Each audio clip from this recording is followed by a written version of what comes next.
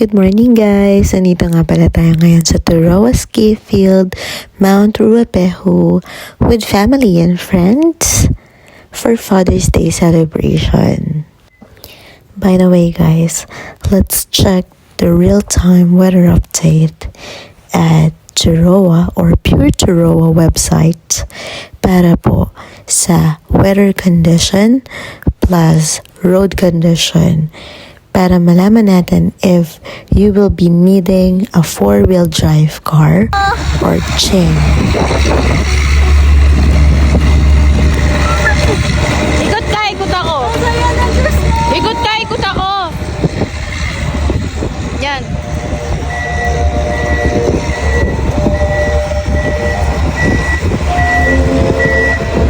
Ikaw naman.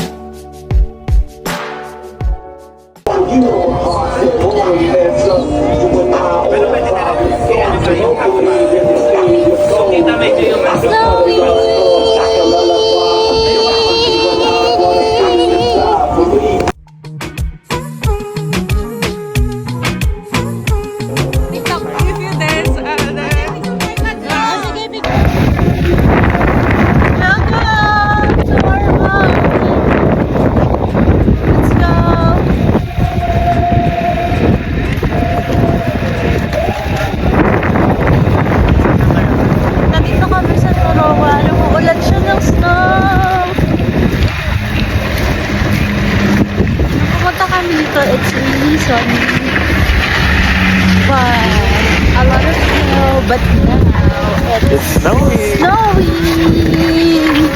How's the weather today? Hindi mo lang dito. Dito tayo. Ay no, dito oh. Bawal na taga. Picturean lang. Dito.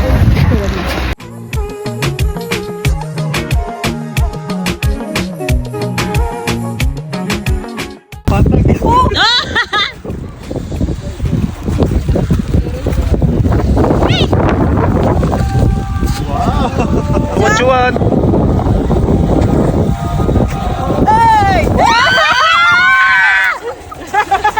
Wala ang phone ko! Masa na? Ayan na! Ayan! Yabo yung kamay ko! Ang sakit!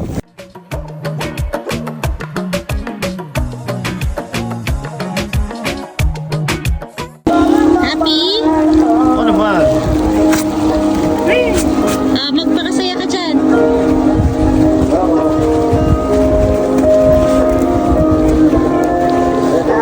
Wah!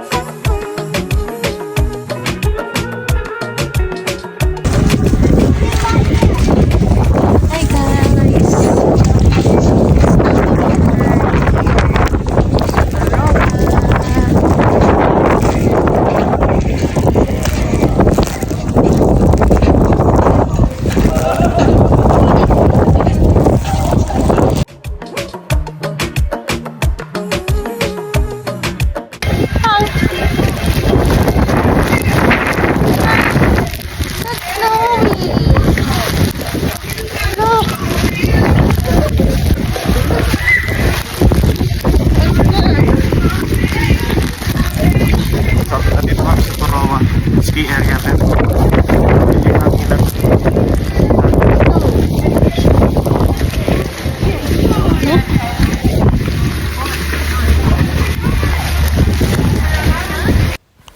So here guys, nagbabalak na kaming umuwi or mag-a-attempt na kaming umuwi.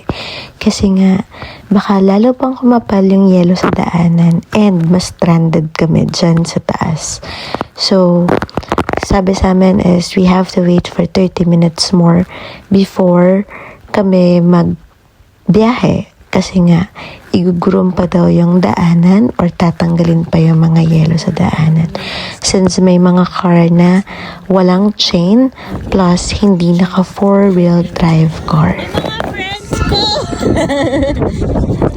Okay lang ba kayo? Ako eh, mga kababayan. Kababayan lang pala. Mga kabayan! Pero sobrang asking spot. Naglalakad sila sa snow. Kanina naglalakad sila sa walang snow. Biglang nagka-snow. I-clear daw po ang road.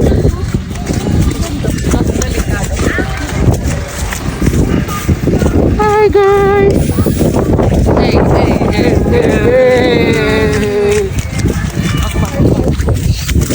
Scarlett! How are you? Kawawa naman ng baby. Ay, kawawa. Ay, kawawa na snow. Ibig sabihin, Ano? Basta hindi tumigas dyan. hindi siya ano.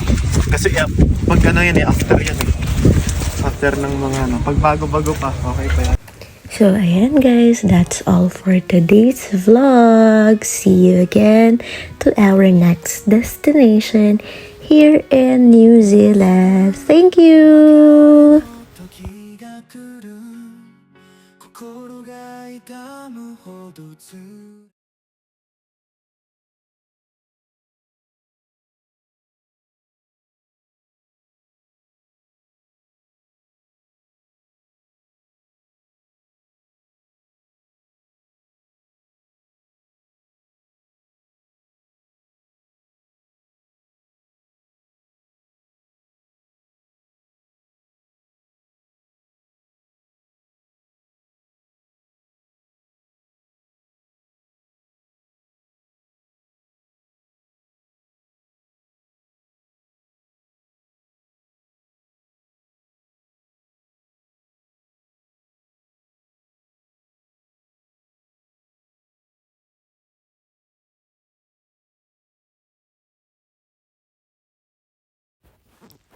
Akala ko talaga hindi mag-e-enjoy yung mga kasama ko and masascam na kami ng weather ng New Zealand.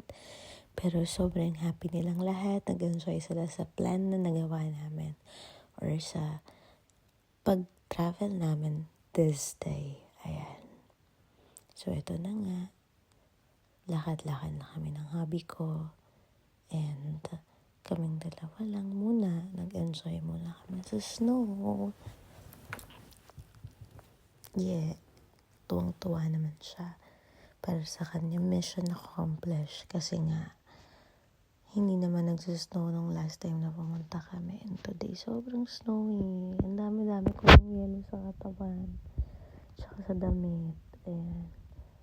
So medyo huminto na yung snow kaya naman nag-decide kami na umuwi na kasi nga nakita niyo yung daan na yan. Hindi po kami mas naka 4-wheel drive car. Nakabahan nga kami kasi nga first time mag-drive nitong hobby ko sa snow and baka mag-skid yung gulong ng sasakyan namin pero let's see what will happen. So trinay pa rin niya and may mga nag-groom naman or may mga nagtatanggal naman ng yelo dito sa daanan kaya hindi naman kami namang problema talaga actually papapa. Kailangan lang din namin ng iba yung pag-iingat para makauwi ng matiwasay. So, na nga, binalikan ko na yung dalawa kong friend. Kasi nga, hirap na hirap sila bumaba. Medyo wrong shoes daw yung nagamit nila. And, of course, ayan, magkadikit kasi nilalamig. Nilalamig na sila. Ayan. So, nag-enjoy naman tong dalawa na to. Ayan, pahay-hay pa. O, diba? At least, nag-enjoy yung kids. Nag-enjoy yung mga kasama namin. And nag-enjoy din kami, syempre. We're so happy. May mga time talaga na gusto namin kami lang nagta-travel. Pero, may times na gusto namin with family and friends. And this is the time. Yan. Hi. Mga footsteps.